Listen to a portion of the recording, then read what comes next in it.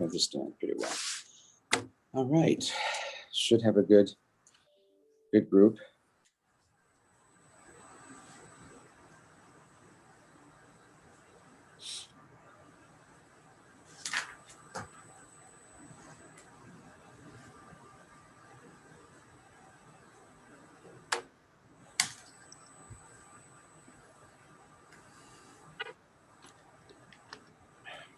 I need to ask one thing here.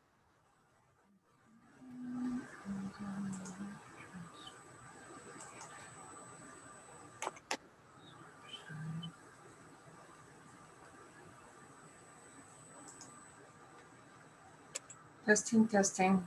1, 2, 3. Okay. That's working. There. Stop me.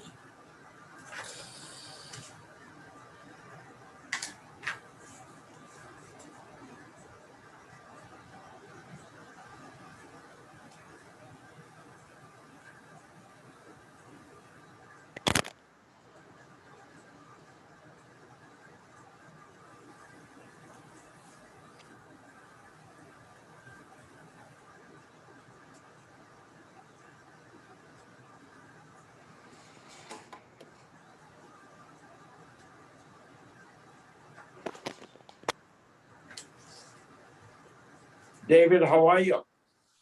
Excellent. Thank you very much for asking. How are you? Good. Are you still in Florida? I am in Sarasota, Florida. I departed from PSP at 5:55 a.m. Monday, happily. And which airline did you take? United. I left my house at 4:58 and I was through security by 5:12. Beautiful. And was the flight full? The flight to Denver was pretty full. Wow.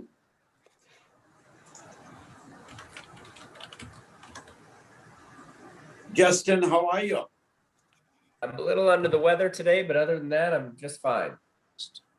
Sorry to hear that. It happens, doesn't it? That's the beautiful heat of PS will get you to under the weather. Yeah, I don't know what it is. I think I've just been going 1,000 miles an hour during this transition, closing up a house in Sedona. We closed on a house here. We're moving. We're under construction. I went back to visit last weekend because my family is still there. So it's just a lot, but it's going to settle down soon. Terrific. Well, we welcome you, Justin. This is Al Jones. I mean, you've already heard me make 2 other presentations, one to the airport, one about Sister City, and you may have heard the Sister City twice. I don't know. You've been on all of the ones I have. I like that program, by the way, the Sister City program. Yeah, we're excited. We're actually going to be making a presentation to the City Council in May. So we'd already made a presentation with the mayor and Jeff Kors a couple months ago, who gave us the go-ahead to keep consulting with the community organization. So, and Off Top's the other one has heard it probably many times too. So yeah. When are you thinking in May? I'm just trying to keep track of my agenda notes here. I think it's the first meeting in May is what I don't think it's, I don't know that it's been agendized yet. It's really a presentation, not really an action item. Sure, just the approval of the city council to continue to move forward, and we will have narrowed it down to 2 cities. So okay. I think it's the first city council meeting, which is what's on our calendar. I'm just going to make a note of that so that I can keep track of all those items. So thank you. Yeah. Okay, good. Oh, we're at 5:30. Let's see, how are we doing here? What am I doing? My phone is going crazy. It is 5:30, Chairman. Pardon me? Okay, and let me just do a quick count here. 1, 2, 3, 4, 6, 7, 8, 9, 10, 11, 12, 13, 14, okay, 15, 16, good, okay. There we are. We have enough to start. Jan, are you here? No, Jan is not here. Okay. I was going to ask I'm going to ask for a volunteer. Who would like to lead the Pledge of Allegiance rather than me calling? Just raise your hand all at once. Okay, Rolf, I'm going to call on the vice chair.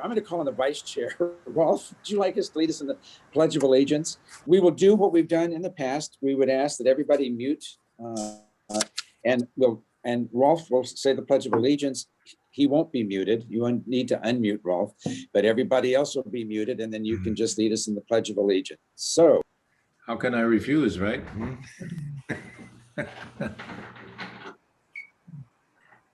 There's the Pledge of Allegiance. Here we start.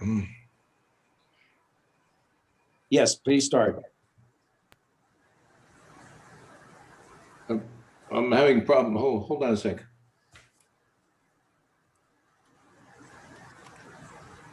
You're actually going to be saying it with you're the only voice that's going to be saying it. We're all going to be saying it in our respective locations. All right. Rolf, you want me to do it? Yeah, can you, I'm having, my Wi-Fi is toggling, whatever. All right, I will do it. Everybody else, I'll do it again here. I'll do it with you.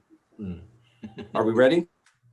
Ready. I pledge allegiance to the flag I pledge allegiance to the flag of the United States of America and to the republic for which it stands, one nation, under God, indivisible, with liberty and justice for all.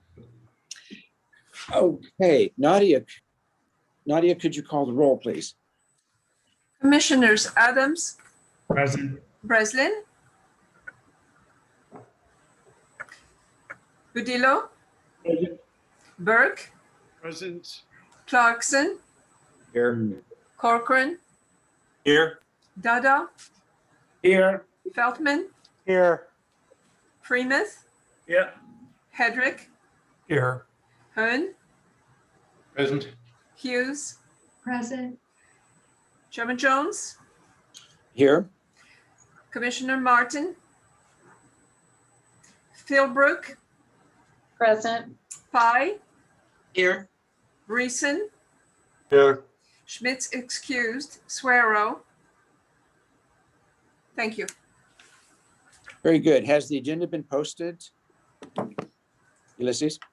Yes, it has, Chairman. You've all had a chance to look at the agenda. Is there a motion to accept the agenda, or would there be any modifications? Any modifications? If none, is there a motion to accept the agenda as presented? So moved. And okay. I think it was Kevin who moved and Rolf who seconded, or Ken Hedrick who, okay, very good. There are no public comments today, as I've been told. So we'll move to the approval of the minutes of the meeting of March 17th. Have you had an opportunity to review those, I hope? And are there any additions or amendments to that? If not, is there a motion to accept the agenda as presented? So moved. Peter makes the motion to accept the agenda. Is there a second? I'll second. Who did that? Bill. Okay, thank you, Bill. I can't see everybody at once here. Okay. All those in favor, say aye. Aye. Aye. Any opposed? Any abstentions? Okay. Then we move to the chairman's report. The first is congratulations to 3 of our commissioners who have been reappointed by the city council. It's an item 13A, but I want to officially congratulate Patricia Breslin, Jeffrey Clarkson, Robert Hedrick. You go by Ken, clearly. So we've got 3 of you who have officially been reappointed, and your terms end on 2023 because you're actually still in your first year. All of your terms ended technically in 20. So you still have a 3-year term, but they're recognizing that you've already completed the first of 3 years. So you have 2 remaining years. So congratulations that you all were reappointed. I'm just delighted to hear that. And then we also want to welcome a special welcome to Justin, our new city manager, who I saw earlier. I know he's here. What happened to you? Oh, there you are, Justin. You keep moving on my screen. Justin Clifton, our new city manager. We'll have a chance to hear from him. And Justin, I'm delighted that you were able to join us today, as are all the commissioners, I know. Then we're going to, let's see here.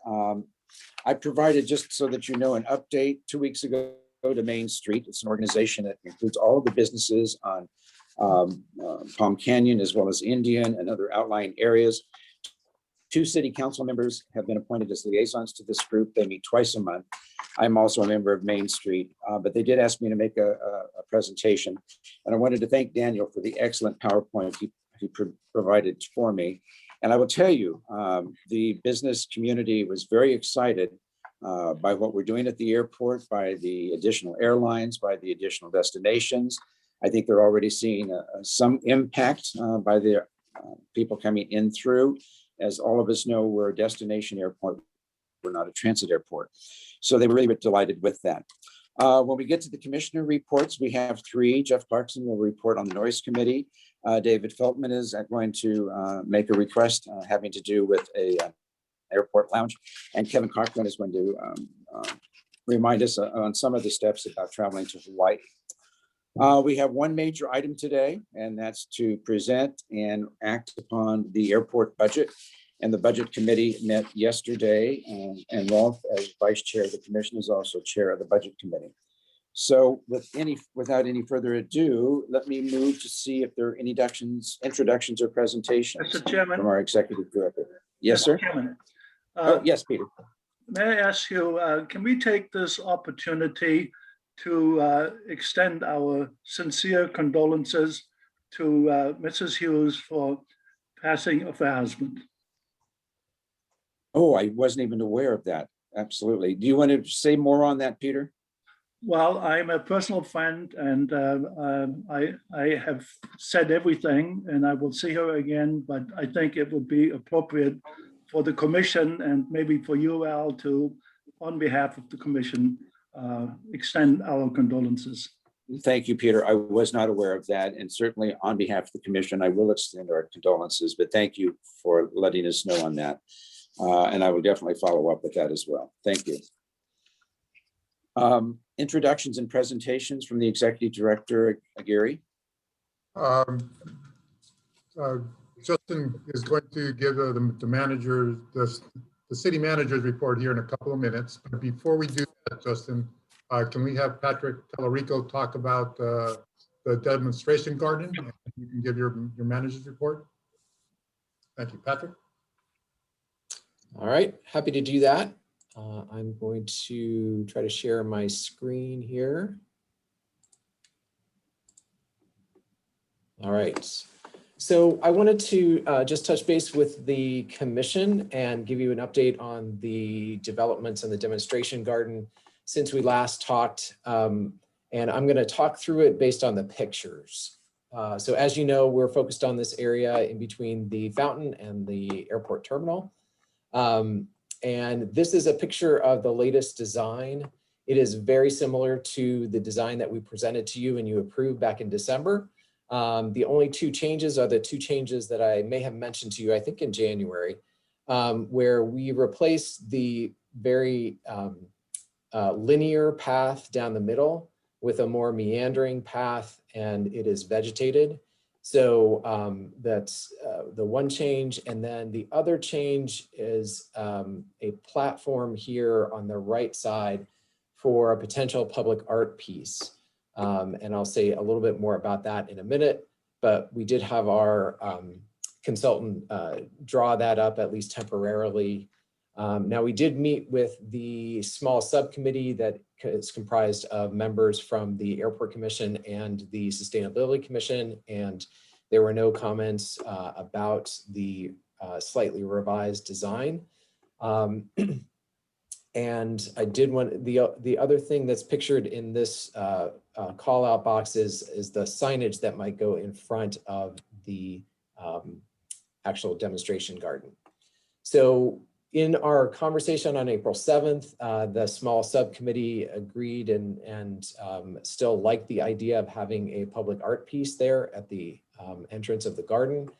And I did reach out to the Public Arts Commission to see if they are interested in paying for that, letting them know that there would be strict parameters on its installation and the type of art that could go there, and that we would need to review and approve that. And they seemed interested, but I have not followed up with them in detail. So, so more to follow on the art piece. And so if the art piece does not go here, then we will just convert that to the area where we have the signage for the demonstration garden. So either way, there will be a concrete pad there that will be at the entrance of the garden. The other thing I would just note is that in the development of the irrigation plan, this little diamond that's on the left-hand side of the current garden layout is currently annuals. And the question that I had, or the suggestion that I made, was that this irrigation line is actually tied into the rest of the garden. So the irrigation watering schedule will be the same as the garden. So we can either keep annuals there if you'd like, or just do some desertscaping there as well. So it wouldn't be that many more plants. So we would just add some plants here to connect with the garden better. So I think my suggestion is that we add some plantings there that are more desertscape consistent with the garden, but certainly open to your feedback on that piece. So let me just pause there, and certainly if there are any questions about either the public art piece or that little plot of land, I'm happy to take them before I move on. Okay. So then the only other couple of things I wanted to mention is that the group also was working on signage. So we were trying to identify kind of a sign layout and a sign shape that was consistent with the front of the airport. So we landed on this kind of hexagonal shape. So this is what we're going to try to price out. And this is what it might look like, because it will be at a little bit of an angle as you're looking out into the garden. So it will mirror that shape of the entrance to the airport. Words will be read. And then the last thing was that inside the garden itself, we'll have little smaller hexagonal signs that will have information on the plantings. And so we plan to have about 4 or 5 of these throughout the garden, and they will be equipped with QR codes so that people can find out more information about the plants without us having to put a lot of information on the actual sign itself. And then other than that, we're still working with the group on things like name and gravel and things like that. But other than that, I think we're pretty much final to go with the design and to go out for, to finalize the construction documents so that we can go out to bid. All right. And again, the plan would be to do the planting in the fall. So, any questions? All right, we will proceed. Thank you so much. Thank you for that. No more presentations. Ulysses, did you have other introductions or presentations? No, I did not. Okay, then we move next to the city manager report. So Justin, this is your opportunity to introduce yourself to the commission and to share whatever you would like to share. Thank you. Thank you very much. About 2.5 weeks into my tenure, so obviously I don't have a whole lot of business related things to report, but let me just say that I'm thrilled to be in Palm Springs. My family's looking forward to joining me here in 2 to 4 weeks. They're still back in Sedona, Arizona, which is where we come from.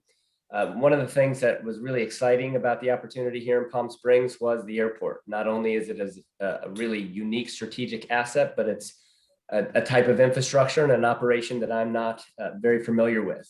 The 3 communities I've managed thus far in my career did not operate an airport. So this is going to be really exciting for me. Got to tour the facility early on, actually, before I started. So that was really nice. And I look forward to just learning more about the operation and hearing how we can help, of course, to maximize that asset. By way of a little bit of an update, especially since we are talking the budget, and obviously the airport budget is its own unique enterprise activity, but overall, we're also just excited to see revenues returning to more like normal.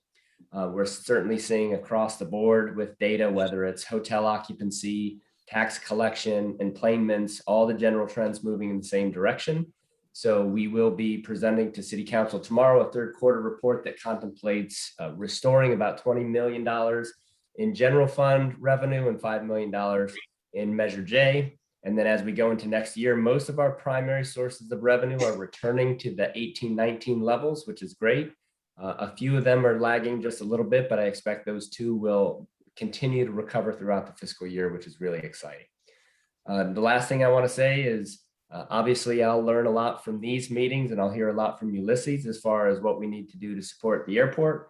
But in my capacity as city manager, if any of you need anything from me, either as commissioners or in whatever other capacities you serve the community, I see a lot of you in numerous capacities wearing many hats.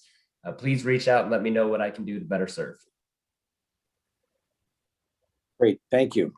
Any questions for Justin?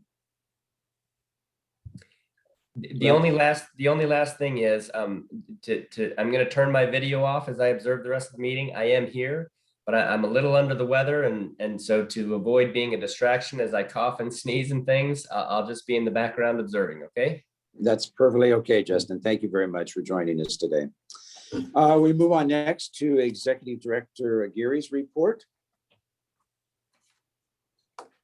Good evening, Commissioners. I just want to let you know there's been a noticeable increase in passenger traffic since the middle of May. And only recently has it begun to drop, which was a welcome surprise for all of us here at the airport. On a few days in the late March, the percentage of passengers compared to March of 2019 were up in the 70 percentile, with a few days in April even reaching 90% compared to 2019. So there were some signs of March coming back to life and sustaining it into April. But as I'll show in a slide here in the short future, those passengers are going to drop during the summer as the temperature kind of rises and historically go back to our general profile of low passengers in the summer. So with that, I have a couple of slides regarding the project. So let me share my screen.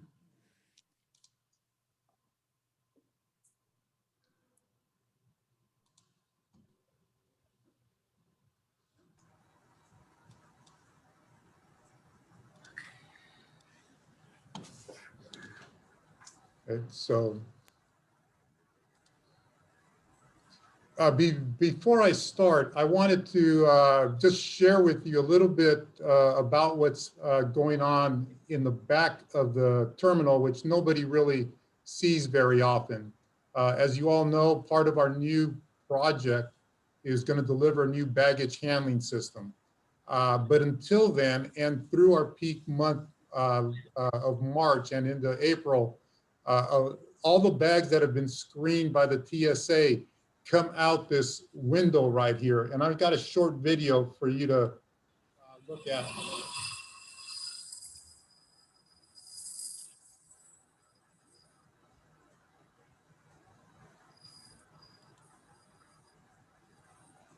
As you can see, it's a manual effort back there. Just point out a couple of things. You see the bags continuously come out. Can you hear me okay right now? Mhm. Yes. Yes, you're coming through very clearly. Okay. So back here, what you have is you have all the bags being screened through one small room coming out this single roller belt. And basically individuals on a daily basis are taking those bags and pushing them out one or two of the roller belts in order to get to the airline so they can load them onto the carts. So in this particular day, which was Sunday, we had Alaska Airlines over here, United back over here, Alaska right over here. You had about half a dozen employees working to push the bags. And you can see the production line as bags continue to be pushed down the rail. And back there is Southwest Airlines. So I just wanted to share that with you. Some of the individuals who are working real hard in this project are the individuals back that nobody really sees. So I just wanted to acknowledge their efforts to make sure that everybody's checked bags, get to the aircraft on time for the departure. So.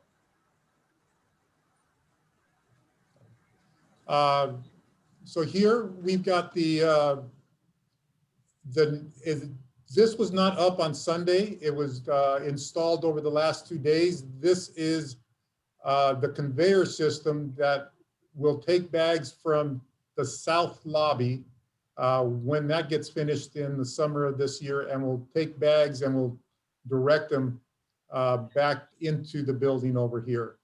Actually, if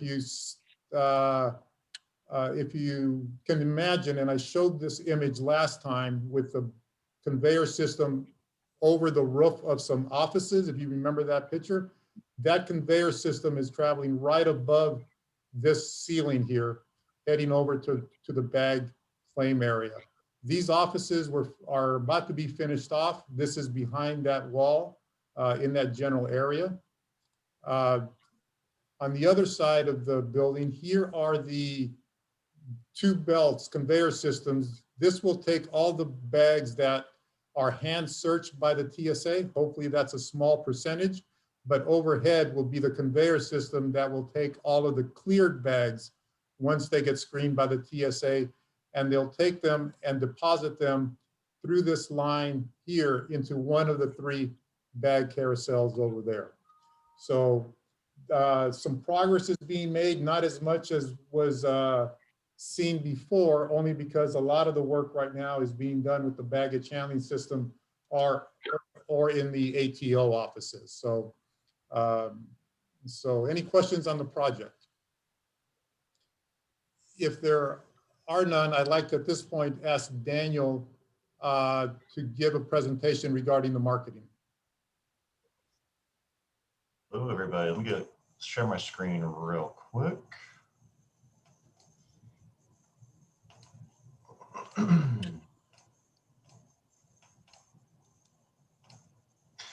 All right, so usual kind of update for you guys today with air service and advertising programs, a few different things. I'm gonna start with our air service update for April. We've had some changes. United and Delta both decided they are going to put LAX on a summer hiatus, unfortunately. The last flight is going to be May 5th. That's set to return on September 8th of this year. We're going to have some summer reductions in San Francisco service as well from Alaska and United. They're reducing the service by about 50% or about 100 less monthly flights. The reason for that is that SFO has a runway project going on this summer that is going to reduce their capacity for the summer. And that project is scheduled to be completed by Labor Day of this year. So then hopefully by then, going into the return of our busy season, it'll be open and be able to open up that, return those flights and open the capacity. Of course, this summer for the first time, we're also going to have Southwest running twice daily to Oakland. So that'll help counter some of the loss of flights we've had to SFO, at least overall to the Bay Area. They'll be operating about 60 monthly flights. So overall, about 40 less monthly flights to the Bay Area from Palm Springs this summer. Portland, Alaska is placing Portland on a summer hiatus in June. It's set to return in September. This has been done by them in previous summers as well. So this is nothing new for us at the time. Salt Lake City, some good news on that. Delta is actually going to increase up to 3 daily in June, July, and August. Currently, they're running about 4 day right now in our season. And last summer, summer of 2019, they averaged only about 2 daily flights throughout the full summer. So we'll have a 3rd daily flight this summer to Salt Lake City that we did not have in 2019.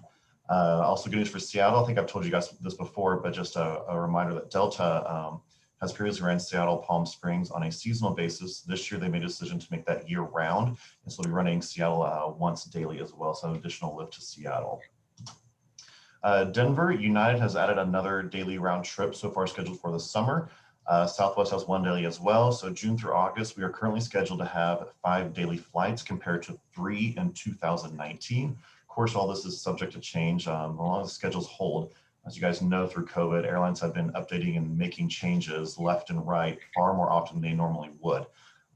Last time, about a month ago, I think we were expecting to have LAX service all summer. And since then, Delta and United both changed their minds. So just keep that in mind that this is subject to change. A little update on Southwest. Of course, you guys saw the news that they announced Las Vegas service. I was very excited about that. They're going to be 4 times a week through May on Thursdays, Fridays, Sundays, and Mondays. Then shifting to June, it'll go to daily service.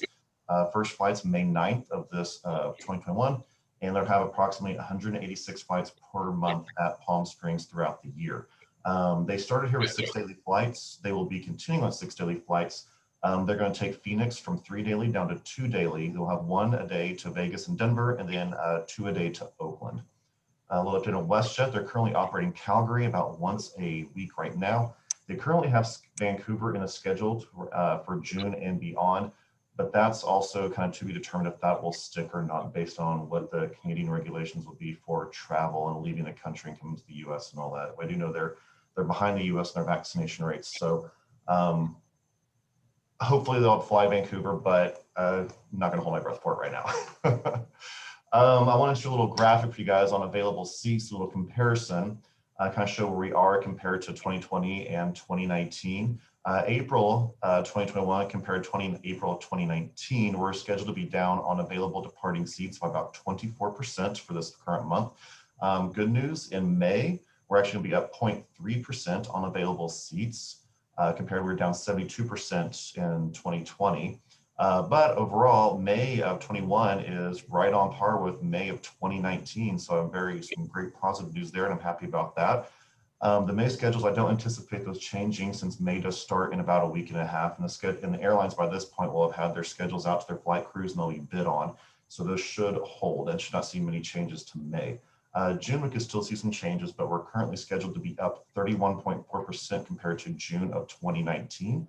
So again, some positive notes, fingers crossed that schedules hold. But again, just keep in mind that these could change. Next, we've got a little update on our advertising program. Let's look at the Google paid search, the searches and marketing going on. Click-through rates are up, we're having click-through rates of 18%, which is very good. A click-through rate is when somebody sees our ad, then decides to click on it and go through and take the link to take in the information. Average for travel industry during normal times, about 4.68%. Average for travel during COVID, click-through rate is about 10%. So we're definitely beating those click-through rates, getting some great positive returns on our Google advertising. Something new we've added to the mix last month, we did a email blast with the Desert Sun, had an open rate of over 18%. People just opened the email and they clicked about 2.9% click through. That was served to over 25,000 people throughout the Coachella Valley.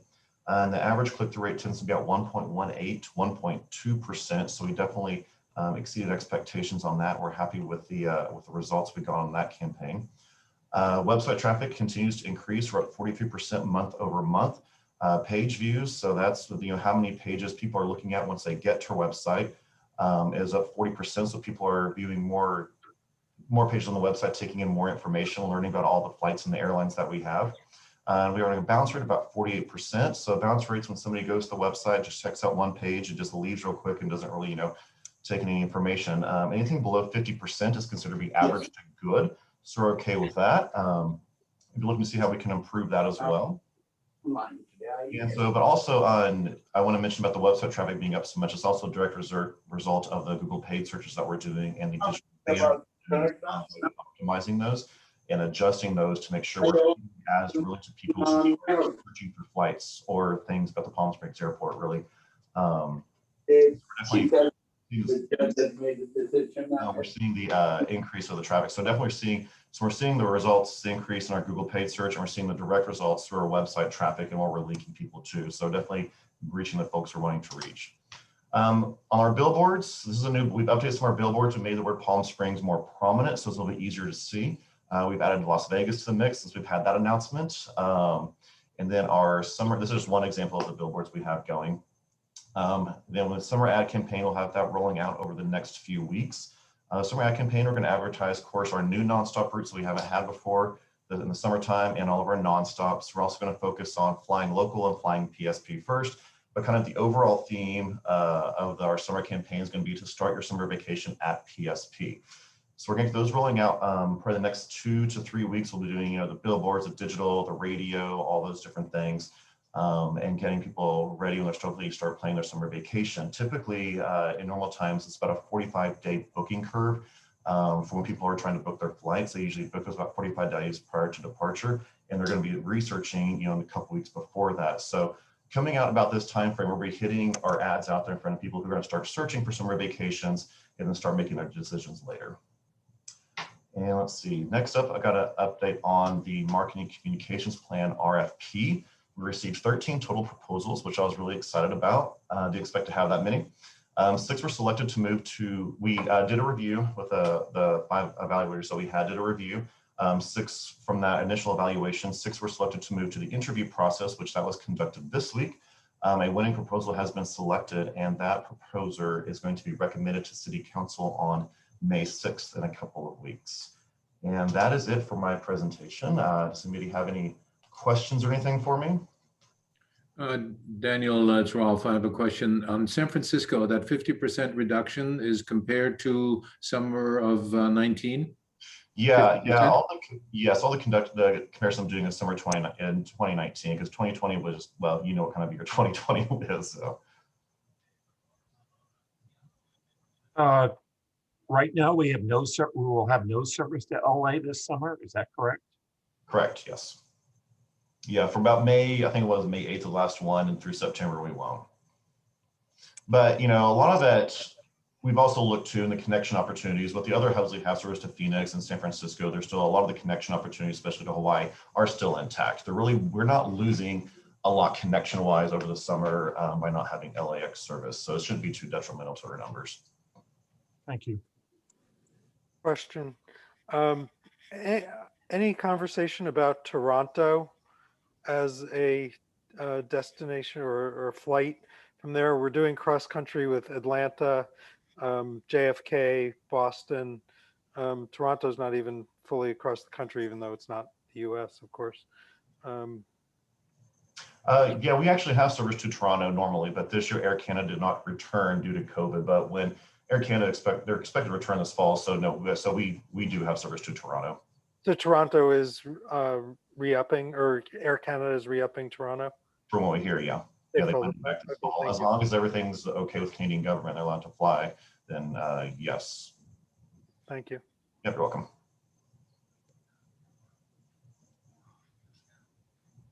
Any other questions for Daniel?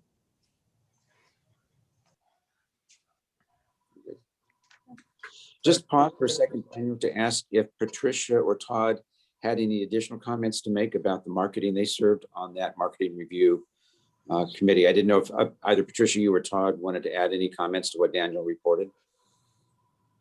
Well, I think Daniel did a great coverage because it's a moving target right now. We had some great applicants in, and there was a lot of evaluation going on. And I think we're moving in an excellent direction for the airport with everyone's work.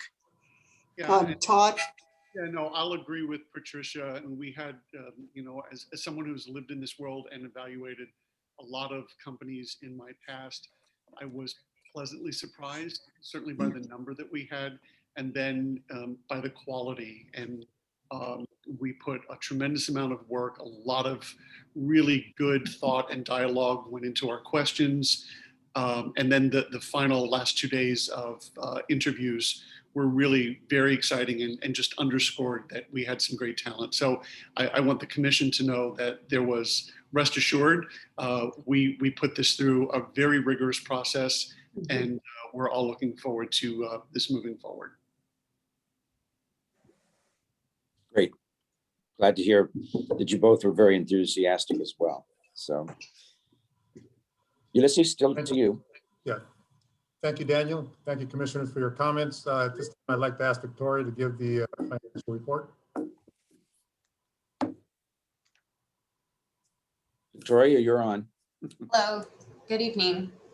Let me go ahead and find my share screen. Give me one moment. And then we are going to share.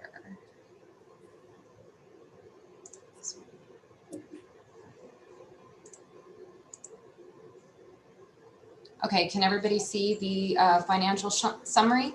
Nope, it's not up yet. Oh, not up yet? No. Sorry about that.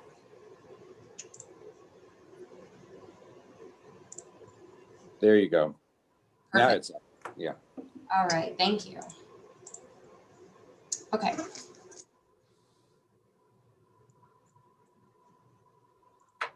All right. Thank you so much. This presentation is for the March 2021 financials for the airport.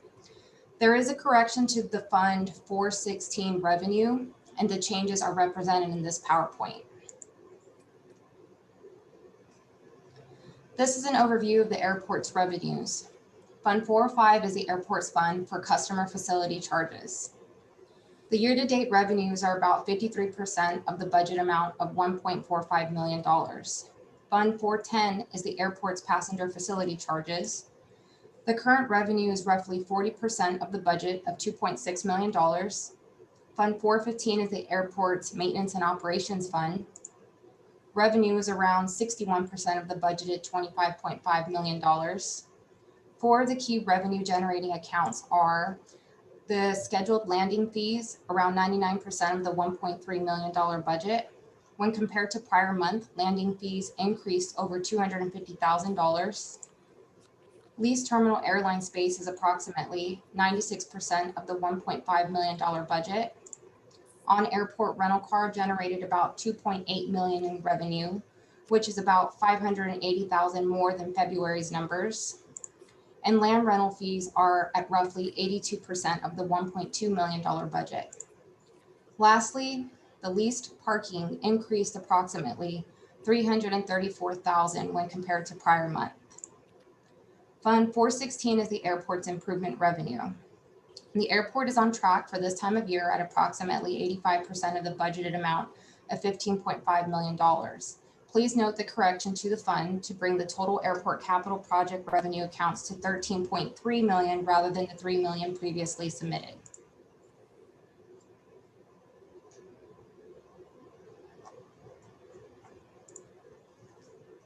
Now for the review of expenditures. Fund 405 has approximately $68,000 in CFC planning from the budgeted $4.1 million. Fund 410 has no change in expenditures from February. Fund 415 is showing the airport is around 56% of the budgeted $25.9 million. Lastly, Fund 416 shows the expenditures are about 20% of the budgeted $60 million. Slide 4 is an overview of the revenue versus expenditures. For the period ending March 31st, 2021, CFC, PFC, airport operations and maintenance, and capital projects had a surplus as revenues exceeded expenditures. To note, in Fund 415, expenses decreased approximately $1.2 million when compared to prior year expenses.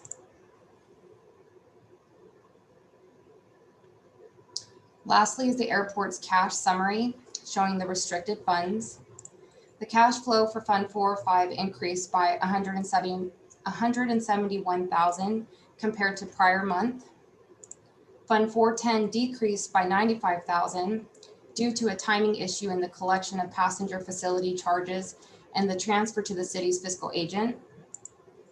Fund 415's cash flow increased by $1.6 million, and Fund 416's cash flow increased by $1.4 million. That concludes my presentation.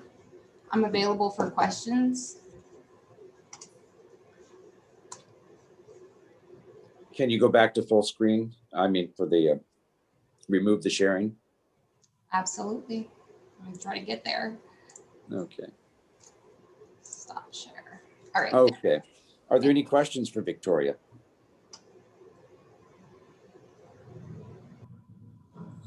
I appreciated the presentation format. That was very helpful, the way you've outlined it. And I love the way that you squared the numbers too. It made it much easier to track and follow you. So thank you for that, Victoria. Thank you for your feedback. Any other comments or questions for Victoria? Ulysses, it's back to you. Commissioner, that ends my report. All right, then we move on next to our discussion and item for action.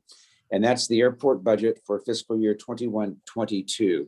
I think the two leads on this, will turn first to Ulysses and then to Rolf. Rolf chairs the budget committee, and the budget committee met on this. So Ulysses, do you want to introduce this item? Yes, this is our fiscal year 21-22 proposed budget. A very short overview of our process. The budget is normally assembled by the airport staff and is presented to the airport commission, the budget committee along the way as well, which met yesterday. It's reviewed by the city manager and ultimately by the city council, as well as we have to share the information with the airlines prior to. So today, the commission is considering the budget. It's planned to go before the city council in the second council meeting in May. So there still may be some changes as the city manager continues to review it now that he's getting settled in a little bit more before it goes to the city commission. So that's kind of an overview of the process. So with that, I'm going to start the presentation unless Commissioner Hone would like to start something, share something before I start. No, I think it's best that we go through, the presentation, and I will share with the commission that the budget committee reviewed the presentations, which were excellent presentations, as you will see, and reviewed the items, and ultimately then recommended that we pass the budget on to the full commission for review and approval. For the commissioners who were part of the budget committee yesterday, I purposely did not include a couple of the slides regarding some of the year-to-year comparison for calendar year, but all the information is there, and I did it for the fiscal year only, just to abbreviate the presentation this afternoon. So I just wanted to share that with you if you did notice a little bit of difference. So with that, allow me to share the screen and I will start with the presentation.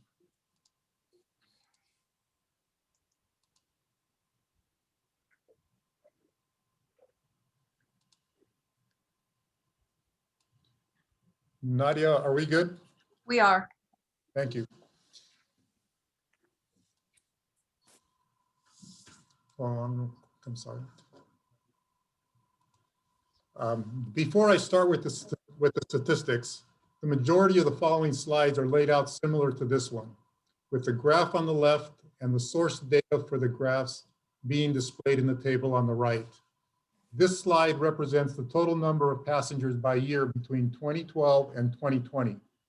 With the exception of 2015, there had been a steady year-over-year increase in passengers, with 2019 being the busiest year in the airport's history. The impact due to COVID was felt in March of 2020, and as shown in the slide, the total number of passengers dropped to 1,252,000, which is slightly higher than the passengers in 2003. Because the city's fiscal year runs from July to June, this slide is based on a fiscal year with July on the left and June on the right. This slide shows the passenger traffic for fiscal year 19, 20, and 21. As you can see in the legend at the bottom, the purple curve is for fiscal year 19. The orange curve is for fiscal year 20. The curve for the current fiscal year 21 consists of the first 9 months of actual passenger traffic, which is the gray curve, and the remaining 3 months being represented in gold. The purple curve for fiscal year 19 represents the historic normal year-to-year profile for passenger traffic. The summer months of July and August are the slowest months of the year, with passenger traffic increasing each subsequent month until March, followed by a decrease for the remaining 3 months of April through June. Neither of the last 2 fiscal years followed the normal profile due to COVID. The impact of COVID can be seen in the orange curve, with a dramatic drop in passengers starting in March. In the gray curve, the first 9 months of fiscal year 2021 also didn't follow the normal profile of the previous years, primarily due to the stay-at-home orders in the month of November in California. So right here is November, drop down and then continue to increase through March. Here, we add the forecast for fiscal year 22 as shown in the light blue curve. On the right shows the passengers, shows the percentage of the estimated number of passengers against the same month in 2019, which was the last complete normal year. With this forecast, July and August continue at 55% compared to the same months in 2019, with the percentage increasing to a high of 75% in February, March, and April, then dropping back down to 70% for the last 3 months. As you can see in the light blue curve, which represents fiscal year 22, we anticipate more passengers using the airport each month compared to fiscal year 21, but not as many as in fiscal year 19. This is the forecast in passengers that we based our projected revenue for the next fiscal year.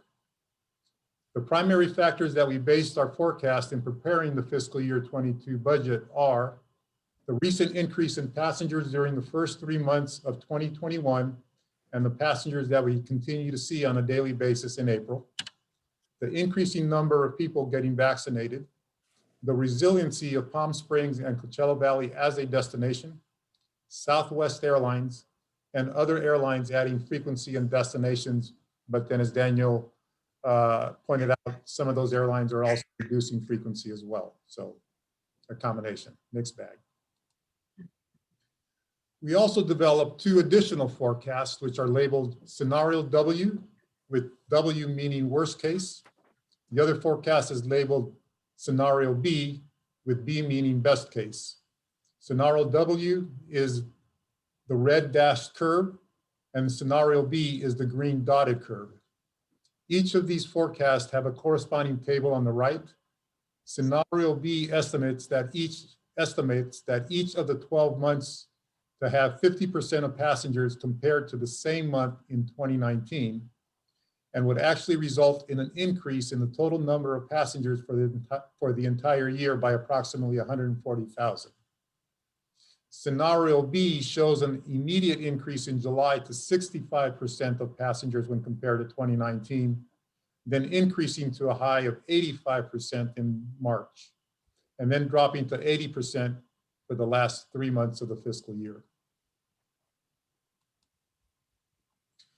The table at the top shows the total number of passengers for fiscal year 19, 20, and 21.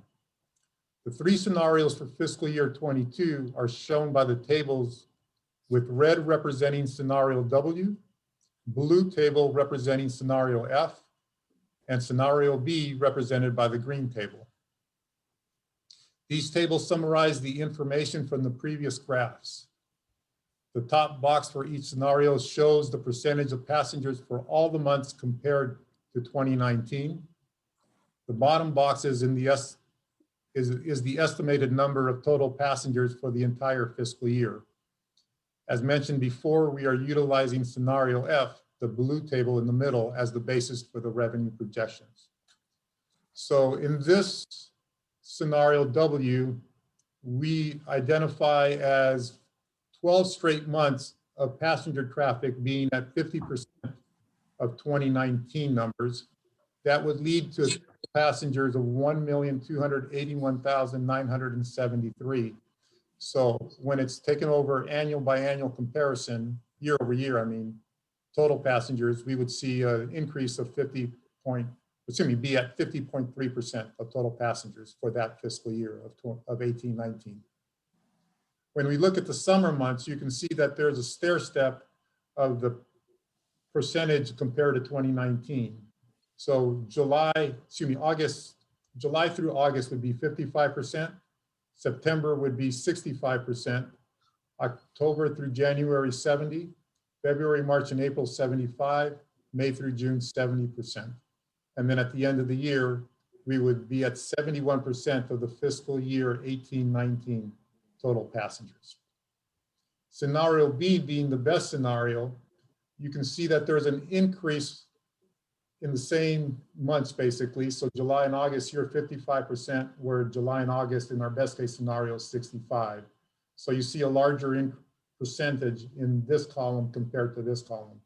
that would lead for the entire fiscal year 18-19, put us at just under 80% for the entire year. That would give us 2,027,718 passengers. And before we transition to the fiscal year 22 budget package, here's the summary of the projected revenues based on the 3 different scenarios. The top table identifies the total number of passengers in the second column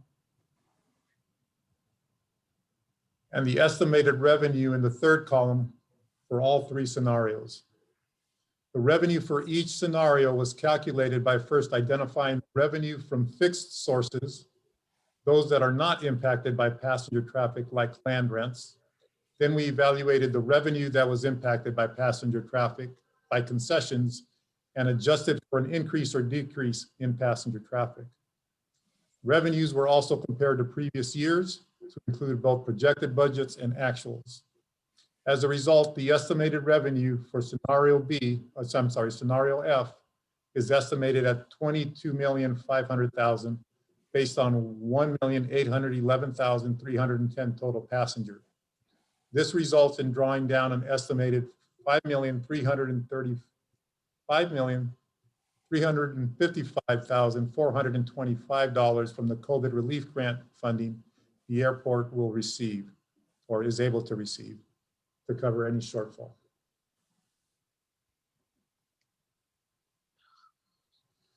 So with that, are there any questions on this slide before I move over to the budget documents?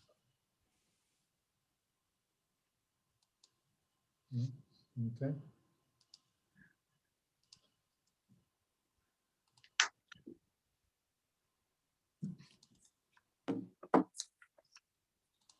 Increase this a little bit. And these are budget documents that every commissioner received, correct? Yes, correct.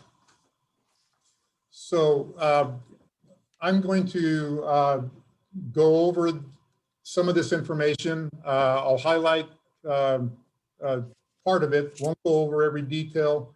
We'll be open to questions and answers. And I know yesterday the budget committee also had some questions and answers that they had. So between all of us, we should be able to cover all of the information. So as stated earlier, the projected revenue for this next fiscal year is $22,500,000 based on scenario F. What we have in anticipated or projected expenditures is $24,208,600. When you add the per set aside that Mark and Jeff Keel previously had talked to the commission about, we wanted to make sure that we highlighted that value because I know it's on many commissioners' mind to make sure that we are meeting our obligation there. And then we curtailed our capital budget last year due to COVID, and we only are anticipated to spend $830,000 for this current fiscal year. But next year, we do need to reinstitute the program and start spending some investment in our facilities. So we project to transfer $2,110,000 into our Fund 416 for our special projects.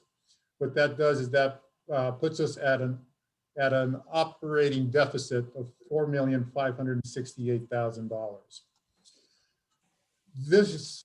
These two numbers right here of 430,000 plus the $491,000 are staffing requests that are being made and considered by the city manager and by the city council for next year.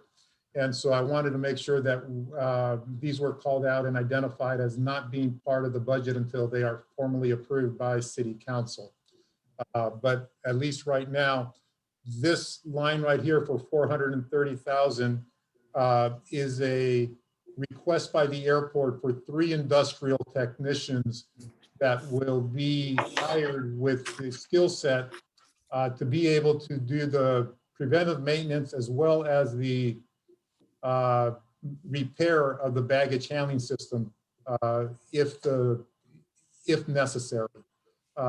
We recognize that the way the system is designed and the fact that all of the airlines bag belts feed into one central system, it is imperative that we ensure that we maintain the PM on the system to ensure that it doesn't fail or minimize any failure to a minimal duration. So those industrial technician positions will be critical to us ensuring that our system operates as effectively and as efficiently as possible at all times.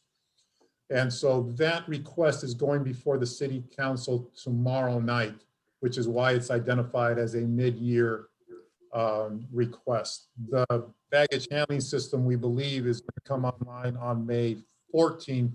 So these positions are needed before the new fiscal year starts. And so if approved tomorrow night, we don't anticipate any expenses this year for those salaries, but we definitely will need them next year. And so this is identified to make sure that it gets added on appropriately to our expenditures. The other lines are proposed additional staffing, which include one maintenance supervisor and one maintenance superintendent, the superintendent being the higher level employee. That superintendent will be the individual that takes on the leadership role, managing and directing our maintenance division, freeing up our Harry Barrett, who's our deputy executive director, to be able to spend less time in the weeds with the maintenance staff, sort of say, allow that to be taken on by the superintendent. Things like purchase requests, performance evaluations, training one-on-one, and allows Harry to be able to manage the other operations, which is airport operations and security as well. And these two positions will also allow us to put a supervisor on our both our day and swing shift 7 days a week. And those supervisors and superintendent will have responsibility for overseeing the technical side of our house, of our maintenance division, and will have responsibility for the baggage handling system, passenger boarding bridge, and all other facilities at the airport. And also they'll be responsible for overseeing the janitorial custodial staff here. So we'll have a full supervisor to make sure that our technical side and our custodial side are meeting our expectations, and obviously responding to anything that breaks down, as well as maintaining the cleanliness of our restrooms, our common areas, both day and night. And so if we are fortunate enough to have these positions approved and added on to our department for next year, our operating deficit will increase to $5,490,000. And so with that, we propose to access CARES grant for next year. And so that would be a $5 million drawdown from the stimulus monies that we are receiving from the federal government. And so at the very end, our projected fund balance will be $7,491,000. Just want to quick overview. Before COVID, at the beginning of fiscal year 2019-2020, our beginning fund balance was $7,371,000. And so at the end of last fiscal year, we were down on our fund balance to $5,107,000. So as we move into the remaining of this year and next year, we're going to draw down sufficient grant fundings to bring our fund balance back similar to our beginning balance at the beginning of fiscal year 19. So that kind of gives you an overview of our budget. At this time, are there any questions regarding what I just shared? I have a question. You said yesterday that there's a sunset on the CARES Act funds. So, and I think you said it was 4 years. So it's not a reserve that can last forever. So is there some sort of projection for how those funds will be spent post the next fiscal year, for which you're using or estimating you'll use about 5 million plus or minus, but just what is the plan for the balance of those funds? Let me go to the last page. And so here is last page of your package was the airport grant summary. These identify all of the grants that we received. In this column right here identifies the various grants as a result of the action taken by at the federal level. So there's 3 actions that's been taken by the federal government. The first one was April 2020. The next one was in December of 2020. And then the final one was in February of 2021. So as Commissioner Feltman identified, these grants have the provision that the monies have to be expended within 4 years. So the 4 years started to click on this one in April of 2020, the clock on this one in December of 2020, and then the most recent one around February of 2021. So that is at the end of this fiscal year, next fiscal year, we may have up to $15 million still remaining. And so the question is, do we have a plan for those $15 million? And we do not. We have not gone out that far to say exactly what, how those monies are going to be spent. As we look at, as we look here, we know that that we need 5 million this year, 5 million next fiscal year. So we're not programming that out until we are sure that our revenues return back to a level that they can cover our expenses. Until then, I think it'd be prudent for us to ensure that we are able to cover any shortfall between our revenue and our expenditures. And if at the end of next year, we see that the revenues are going to increase and we will somewhat break even, then at that point, we will definitely start to discuss with the city manager how we can best utilize those funds to make sure that we hopefully do not allow any money that we have ability to use to go unspent. That said, there are some restrictions on some of the money having to do with capital projects, meaning that if we do undertake any capital projects for any of the money, it has to be related probably to anything to eliminate or prevent the spread of COVID or pathogens. Do it in a manner that basically is creating a safer, more healthier environment. So, so that's a long response to your question, but I think at this point we're just going to hold on and see for at least another year before we start programming any remaining budget. Thank you. Any other questions for Ulysses at this point? Very briefly, let me just go over. We also looked at our 405, which is our CSV budget. And we anticipate that CFC, which is the fee that's collected for the by the car rental companies for every transaction, it passes over to the airport, and these funds can only be used for the construction of our future consolidated rent-a-car facility, or possibly for a busing operation to support the car rental operations. Can't be used for anything else. So this account continues just to increase until we actually get to the point where we're ready to spend that money. Our passenger facility charge, for those of you who were around here back in 2018, we submitted a PFC application to the federal government, asking for us to issue a bond for the new construction project, as well as to pay off outstanding bond issues that we had previously. And so the PFC collection here, which we anticipate to be 4.275 million, is designated to be utilized to cover debt service. 415 here is what I just went over on the first page, so I'll move on to 416.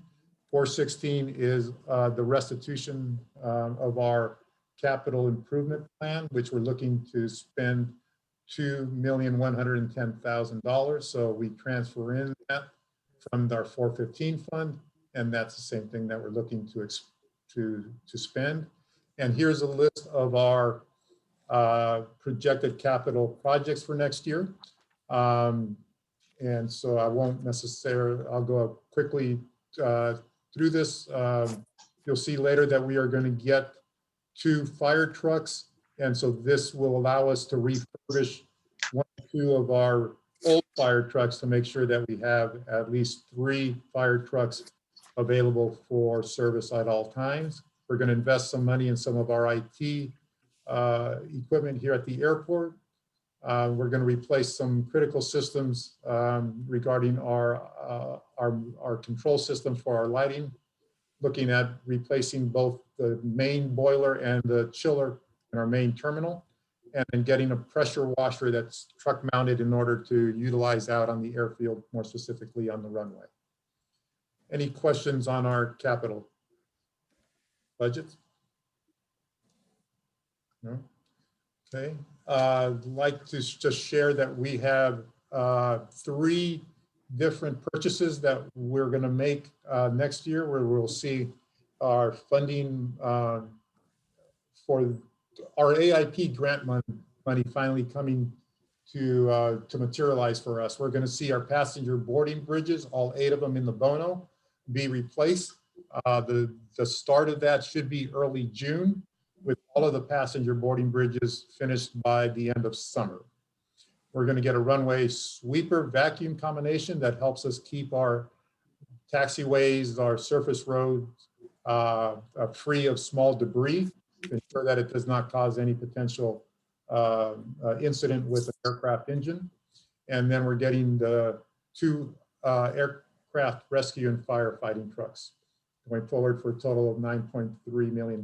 Again, these are grant funds for the airport, for the ARF trucks. It's a 90-10 split, 90% of that money coming from the federal government, 10% coming from our local match.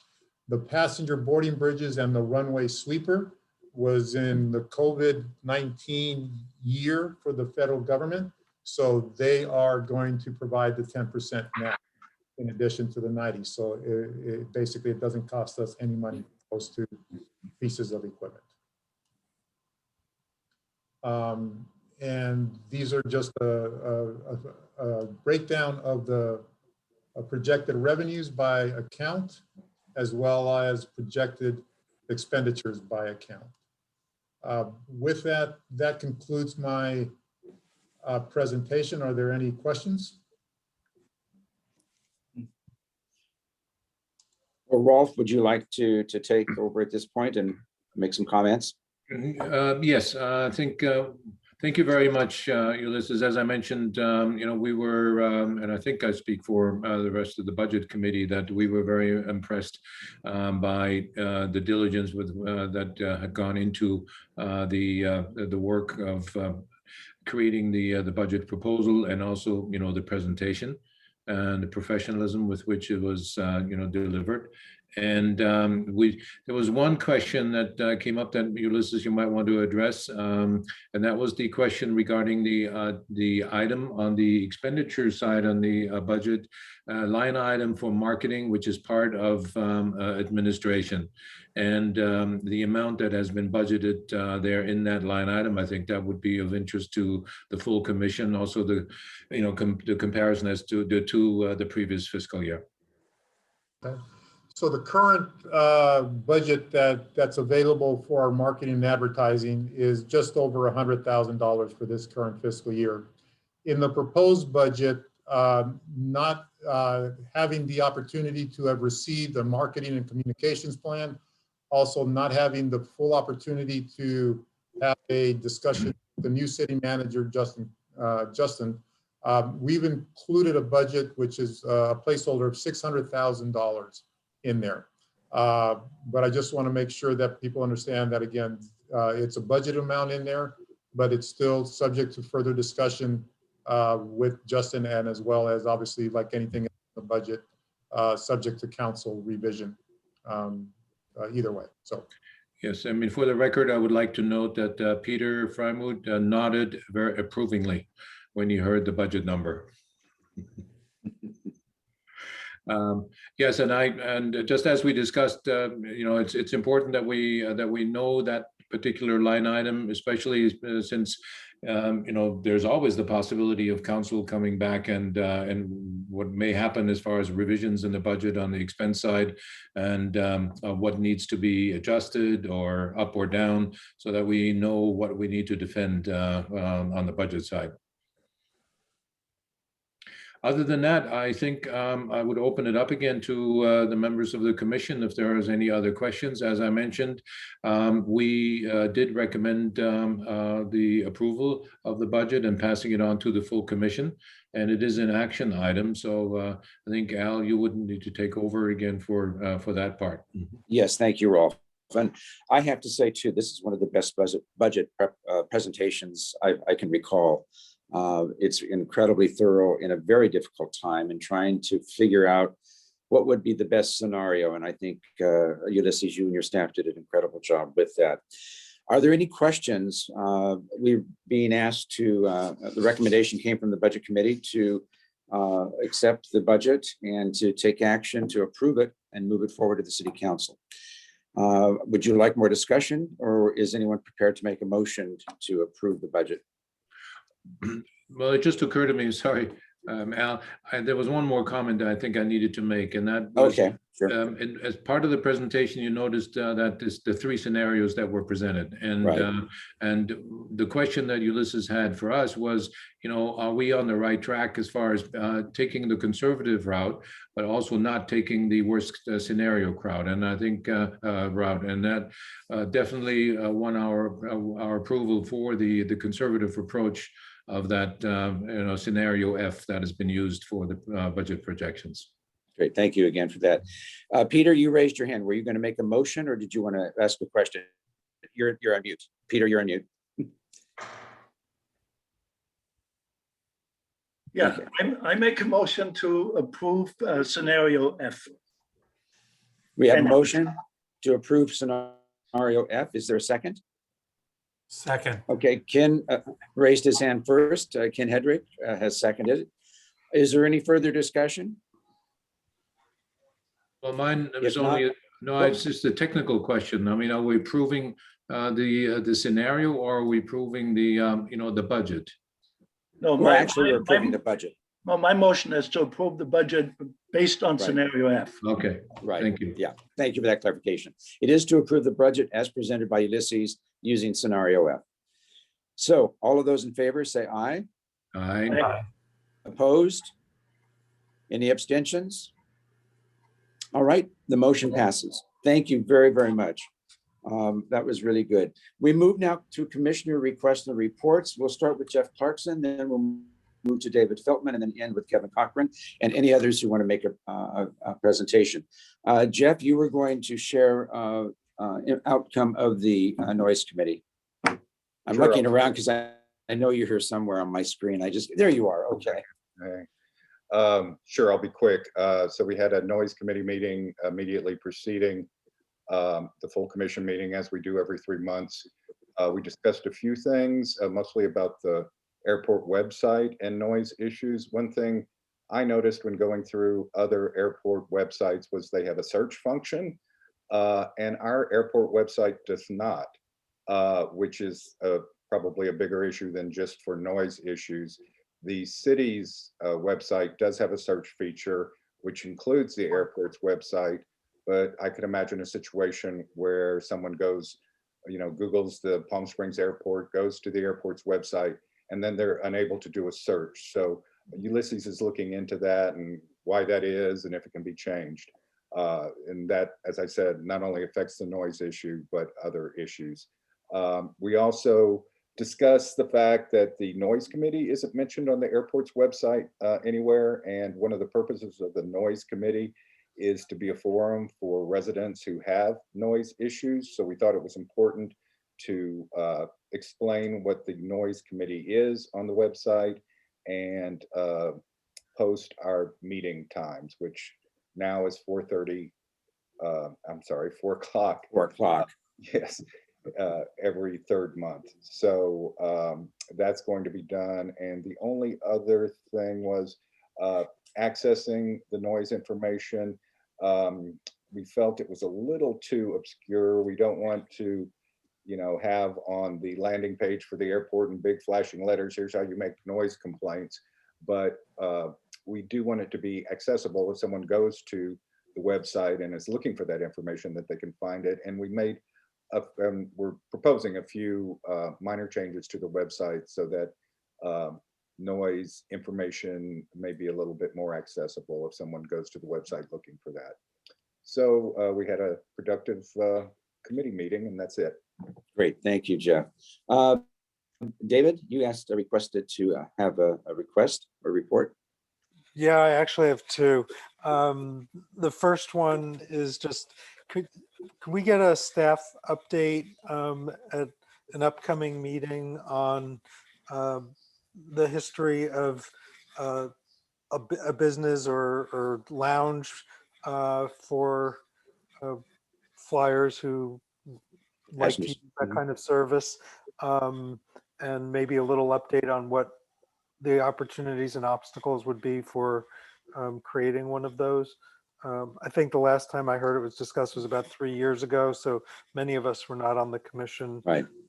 So that's one thing. Go ahead, Al, I'm sorry. I was just going to respond to that. Yes, if Ulysses, if I could ask we can agendize this for the next meeting, and if Nadia can pull out the history of the minutes on that. We did, as you mentioned, David, have a conversation about that. And there was action to decide not to move forward at that time, as I recall, but that was then, and this is now, and our traffic has gone up considerably. So we'll add the idea of or the discussion about an airport lounge, if we can get the information too. So what was your second item, David? The second item relates to concessions. As I mentioned to some people before the meeting formally started, I was in the airport before 6 o'clock, or right after 5 o'clock rather, on Monday, and I was in the coffee shop. And I would say that while the inventory there wasn't sparse, it wasn't exactly robust. And I just wonder whether we've, have a regular process for monitoring what's happening in the concessions, particularly at hours that are early in the morning when staff may not normally be around. And that spawned another thought about, now that we've sort of made some adjustments in the concessions for the various reasons that occurred, whether we should do some customer experience surveys at different hours of the day to measure satisfaction with those services. And maybe we want to wait till it's been in place for 6 months. I'm not saying we have to do this tomorrow, but I'm just raising that up there because those concessions have changed in their management. And I did have those observations when I was in there on Monday morning. Thank you. Okay, thank you, David. I too flew out a couple of weeks ago on Southwest to open and to Honolulu after. And I was pleased, but I think they're getting more traffic than they anticipated. I don't think anyone expected it to take off like it has been recently, but that is something we can take a look at after they've had a chance to get their feet wet, as it were. Then the next one would be from Kevin. Kevin? As many of you know, the state of Hawaii has very strict requirements for travel to the Hawaiian Islands. And one of those is to have a COVID test, whether you've had the COVID vaccine or not, to have a COVID test within 72 hours of landing in any of the airports in Hawaii. It's really important for people to study the state of Hawaii's website to look at who are the approved vendors, who they will accept these tests from. It's also important for folks in our community to know that the testing center at the airport that's the COVID clinic, is not one of the approved testing centers for the state of Hawaii. People who get tested there expecting to go to Hawaii will be disappointed. We should not be using that center for Hawaii tests. The good news is you can get the Hawaii test at Walgreens and also CVS, and all of those tests are approved and are partners with the state of Hawaii. So I just wanted to give all of us and also the public a heads up about that so that people don't get surprised when they land in Hawaii. Thank you, Kevin. For I would add too, I actually, when I went to Hawaii 2 weeks or 3 weeks ago, I actually covered myself because Walgreens and CVS couldn't guarantee that I'd get the reports within 3 days. So I went to Riverside to another where I got the report within a half an hour, but I had to pay $205 for that. So I was well covered. I ended up getting the CVS as well. The other point I would make and emphasize, and it sounds like a small point, Kevin said it from 72 hours from the time you actually land, because you must have it within 72 hours of the last connection into Hawaii. So when I left Palm Springs at 6:30 in the morning, that did not count. What counted was when I departed Oakland at 10:25 in the morning, which is why I took my test at like at 11:30 or 12. So fit within the 72 hours. There was actually a program where you could put it in and it would tell you exactly when you could do it. So it is complicated. And even to go from the island of Oahu into the big island of Hawaii requires another test. So it's not a simple matter to travel right now into Hawaii. So anyway, that is good. Are there any other commissioners that would like to make a request or a report? Okay, see none. The report of the city council items are in your packet. Yes, sir. Val, I'm sorry. I think Paul raised. Okay, okay, Paul, I'm sorry. You're on mute, Paul. Unmute yourself. Paul, we can't hear you. Unmute. There you go. Okay, sorry about that. I had the city manager of Indian Wells reach out to me. One of the council members had flown through the airport about 3 weeks ago and said that the restrooms were dismal. They were dirty. The dispensers were empty. And so they were asking how often the restrooms get cleaned and if we could bring it up to see what the schedules are and if they need an adjustment. Okay, well, staff can report on that if you would like, Ulysses, at the next meeting, or did you want to respond now? We have, I'll respond briefly right now, but I'll provide more of a update next time. Okay. We normally have one individual in each one of the three buildings, one in the regional, one in the Bono, one in the terminal. And the restrooms, both female and males, are supposed to be cleaned multiple times during those shifts. So if it does get untidy at times, especially during peak periods, and especially if it's female restrooms, only because we do not have a high number of females to get in there during those time periods. But apart from that, there should be, every restroom should be visited multiple times during day and swing shifts. Again, look into it. If I can get, Paul, from you more specifically when that was, we can take a look at our staffing. Maybe we were short an individual or something. That would be great. Okay, I'll provide details. Thank you very much. If there's any issues, just like David identified Monday morning with the concessions or stuff, the more specific the date and time, the better that we can pinpoint if there is a structural problem or if it was just happened to be just an unfortunate timing of things. So okay, great. Thank you, Paul. Any other commissioner requests or comments, reports? All right, hearing none again, moving on. The report of the council items are in your agenda packet. I already shared with you the renewal of 3 of our commissioners. There is no correspondence. Quite frankly, the activity reports we do have, do we not? Yes. Yes. So we're down to adjournment. Is there a motion to adjourn? I move. Thank you, Kevin, or we'd be here until midnight. Is there a second? Second. Okay, Todd seconds. All those in favor say aye. Opposed? Any abstentions? This was a terrific meeting. Thank you all, and thank you, Ulysses, to you and your staff again for an incredibly outstanding budget presentation. All right, we'll see all of you next month. Bye-bye. Bye. Bye now.